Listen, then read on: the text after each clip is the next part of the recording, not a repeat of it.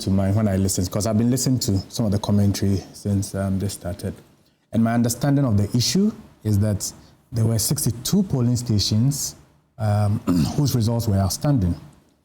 The EC says they've been able to verify almost all of them, and only 19 are outstanding, which they cannot verify.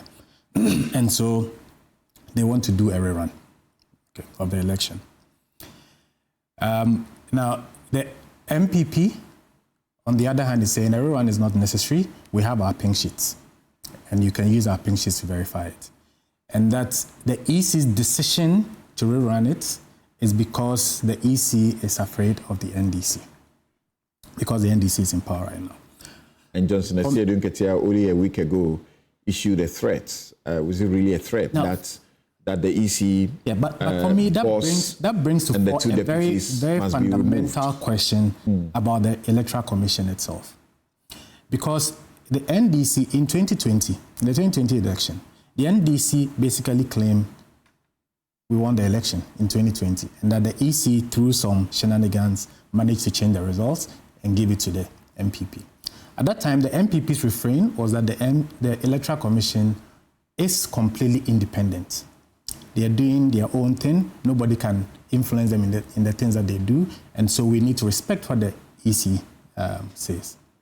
Today, the EC makes a decision, and the same MPP says the decision that the Electoral Commission is making is because they are afraid of General Mosquito and they are afraid of the MPP. The question that for me brings to mind is our EC then truly independent?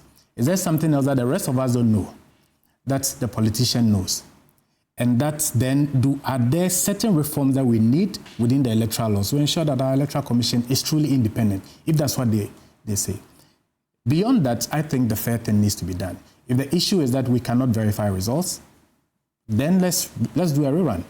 Let's do a recount if we can do a recount. If a recount is not acceptable, then let's do the rerun and ensure that fairness prevails. That, for me, is my position. What does the fact that the EC has been insistent, and that's why we have come 7 months without an MP for Ablekuma North, has been insistent that the process is credible and that all they needed was security protection to declare the results.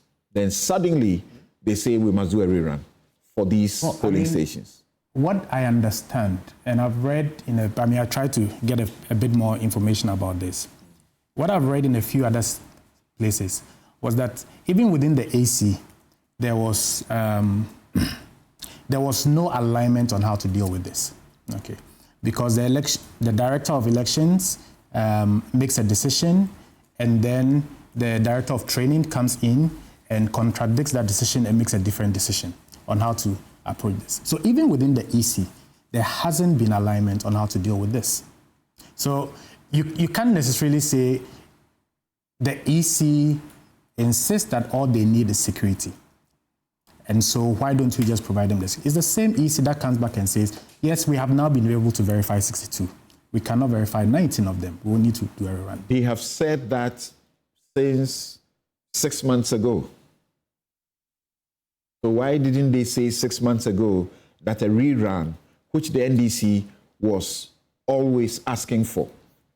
Why didn't they agree with that only today? The truth is, they were in Parliament only last 2 weeks ago and insisted that all they needed was security.